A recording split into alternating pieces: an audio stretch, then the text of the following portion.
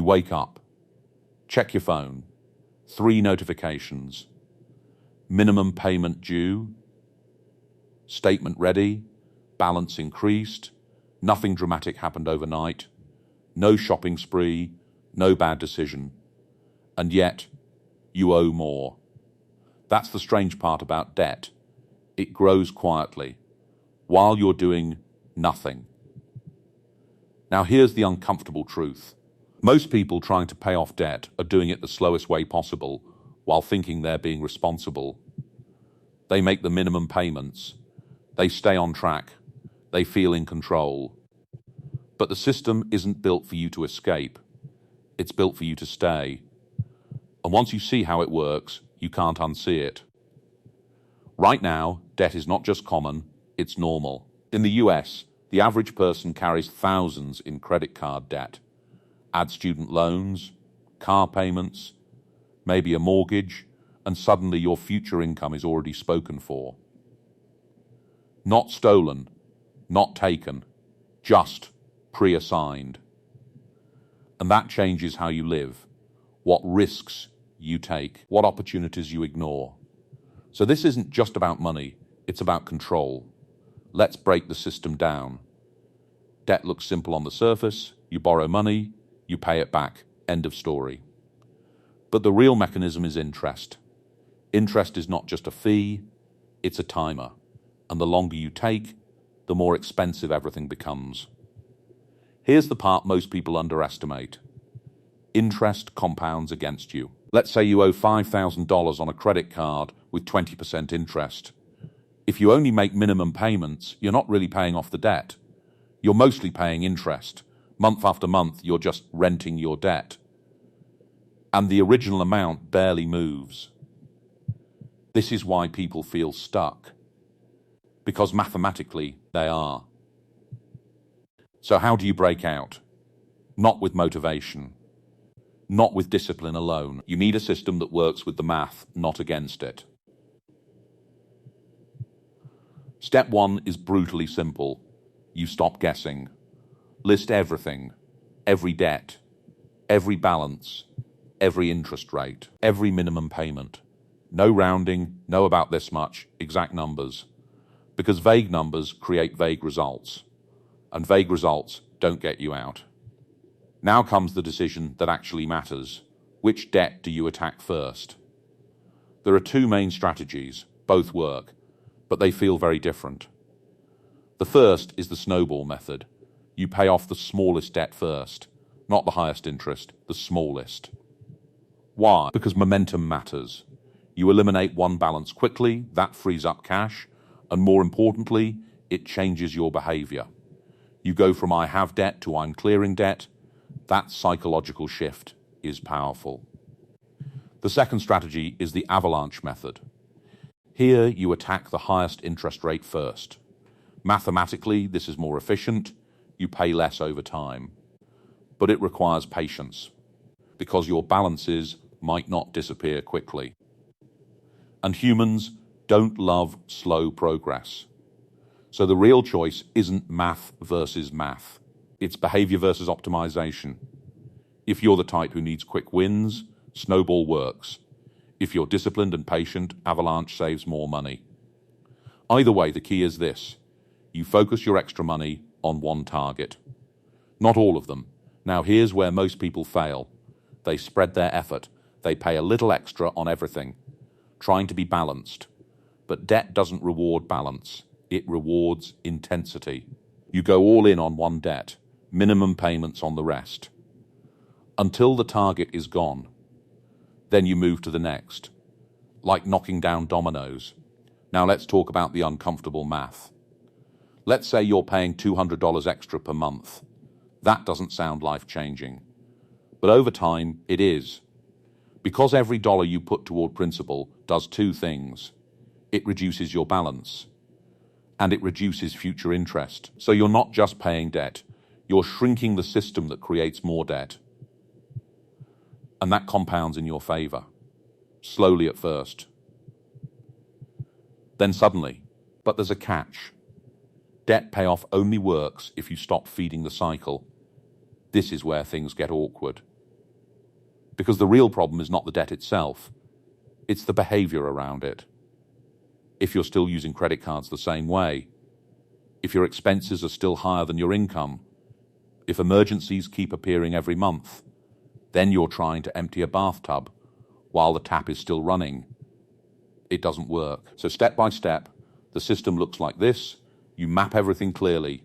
You pick one strategy, snowball or avalanche. You focus all extra money on one target. You eliminate it. You roll that payment into the next. And at the same time, you quietly fix the leaks. Spending habits, impulse decisions, subscriptions you forgot about. Not dramatically, just consistently. Now let's address the hype. You've probably seen videos claiming you can be debt-free in months. That you just need the right method, that's optimistic. Debt payoff is rarely fast, especially if the numbers are large. And that's the part people don't like to hear, because it means this isn't a trick, it's a process. A slow, slightly boring, very effective process. But here's the interesting part. As your debt decreases, your options increase. You free up cash flow. You reduce financial stress. You start making decisions based on opportunity, not obligation. And that's where the real shift happens. Not when the debt is gone, but when it stops controlling you. Zoom out for a second. Debt isn't just a personal issue, it's a system-level design. Easy access, minimum payments, rewards for spending. Everything is optimized to keep money moving, not disappearing. Which means getting out requires doing the opposite of what feels normal. Less convenience, more awareness, more intention, and that's uncomfortable. So the question isn't just, how do I pay off debt? It's, what kind of financial system do I want to live in? One where your past decisions quietly take a percentage of your future, or one where your future is actually yours? Because the strategy is simple. The math is clear, the steps are known. The only uncertainty is whether most people will follow through long enough to see it work. And here's where it gets even more uncomfortable. Because once you start this process, you notice something strange. Your progress doesn't feel linear. For the first few months, nothing seems to change. Balances barely move, interest still shows up like clockwork. It feels like effort without reward. And this is the exact point where most people stop. Not because the strategy failed, but because the feedback is delayed. Debt payoff has a lag. You do the right things today, and the results show up much later. That delay creates doubt. It makes you question the system. It makes you wonder if there's a faster way. There usually isn't.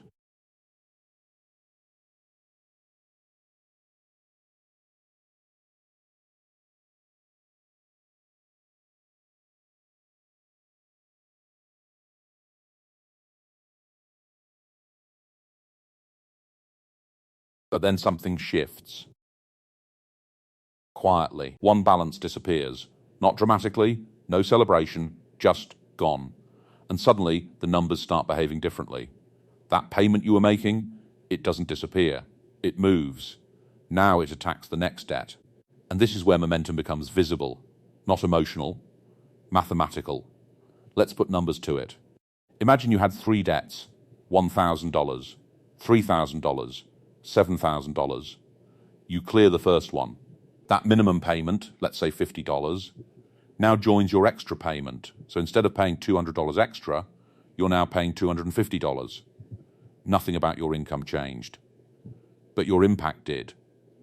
Then the second debt falls. Now maybe you're throwing $4 or $500 at the last one. This is where the system flips. At the beginning, interest feels stronger than you. At the end, your payments are stronger than the interest, and that's the turning point. But there's another layer people don't talk about. Opportunity cost. Every dollar going to debt is a dollar not being invested, not growing, not compounding in your favor. So while you're paying 20% interest on one side, you're missing out on 7-10% growth on the other. That gap matters. It's not just about getting to zero, it's about how long it takes you to start building. This creates a quiet tension. Should you invest while paying off debt or focus everything on becoming debt-free? There's no perfect answer. But here's the reality. High-interest debt is aggressive. It grows fast. It punishes delay. So eliminating it is often the most predictable return you can get, because avoiding 20% interest is effectively earning 20%, risk-free. Now zoom out again. Think about how most people approach money. They optimize small things, coupons, discounts, cashback, but ignore the big levers, interest rates, debt structure, payment strategy. It's like trying to save water with a spoon while there's a hole in the tank.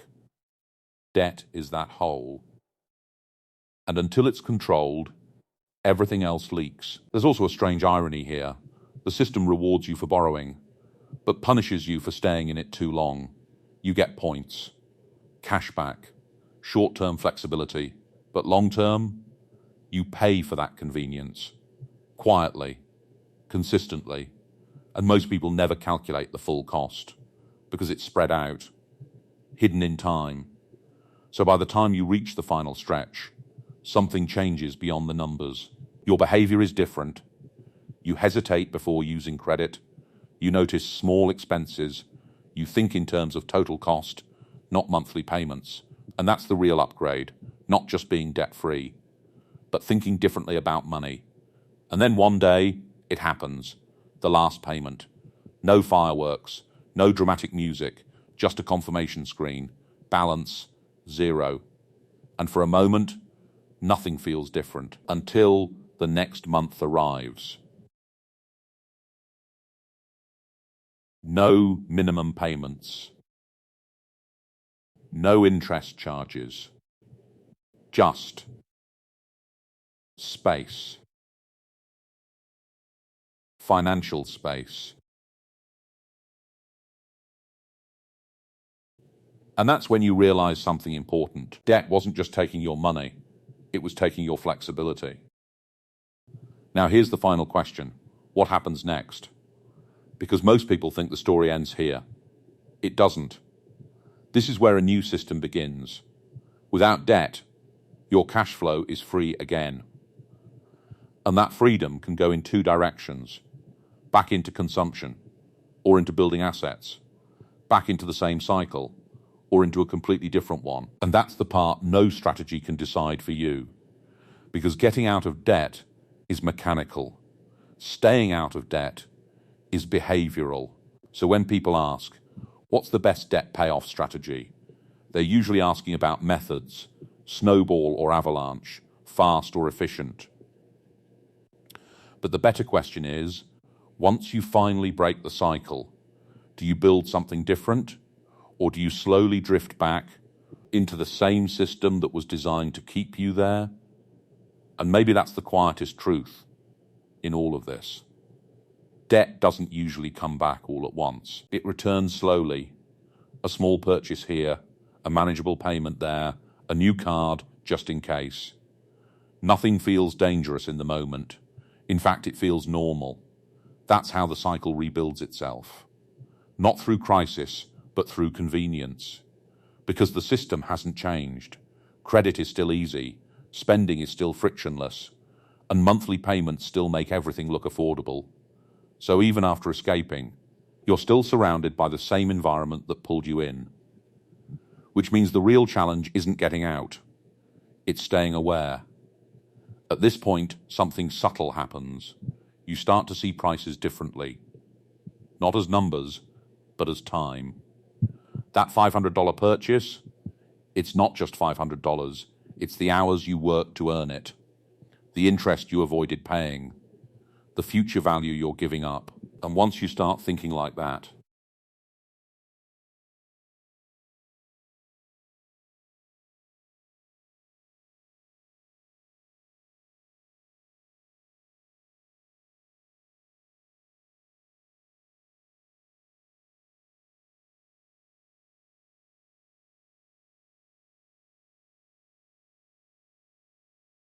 just recalibrated. This is where the script flips. Earlier, debt was compounding against you. Now, if you choose carefully, something else starts compounding in your favor. savings, investments, ownership. The same mechanism, different direction. And the difference between those two paths? It's not luck, it's structure. Because here's the part most people miss. Becoming debt-free doesn't automatically make you wealthy. It just removes a negative force. What you replace it with determines everything. If that freed up money disappears into lifestyle upgrades, new expenses will quietly take its place. Bigger apartment, better car, more subscriptions. Again, nothing extreme, just gradual expansion. And suddenly, your financial space is gone again. Not because of debt this time, but because of habits. On the other hand, if that same money starts building assets, even slowly, then time starts working for you instead of against you. And the shift is almost invisible at first. Small investments, modest returns, nothing impressive, until enough time passes. This is the part no one feels in the beginning. Compounding is quiet. It doesn't announce itself. It just keeps going. So if you zoom all the way out, this entire process isn't really about debt. It's about direction. At the start, your money is moving backward, paying for past decisions. At the end, it has the potential to move forward, building future options. And most people spend years, some even decades, just trying to reverse that direction. Which brings us back to where we started. Those notifications. Minimum payment due, statement ready, balance increased for some people. Those never stop. Not because they can't stop them, but because the system is subtle. It doesn't force you to stay. It just makes leaving slightly uncomfortable, slightly inconvenient, easy to postpone. So the real question isn't whether the strategy works. It does. The math is proven. The steps are clear. The real question is quieter than that. It's whether someone is willing to tolerate the slow phase long enough to reach the turning point. Because before momentum shows up, all you see is effort. And most people mistake that silence for failure. But it's not failure. It's just the part where nothing looks different yet. And maybe that's the final irony. The moment where everything is actually changing is the moment where it feels like nothing is. So if you were to look at your own numbers today, not emotionally, not optimistically, just honestly, would you recognize where you are in that process? At the beginning, where progress is invisible, or closer to the point, where the system finally starts working in your favor?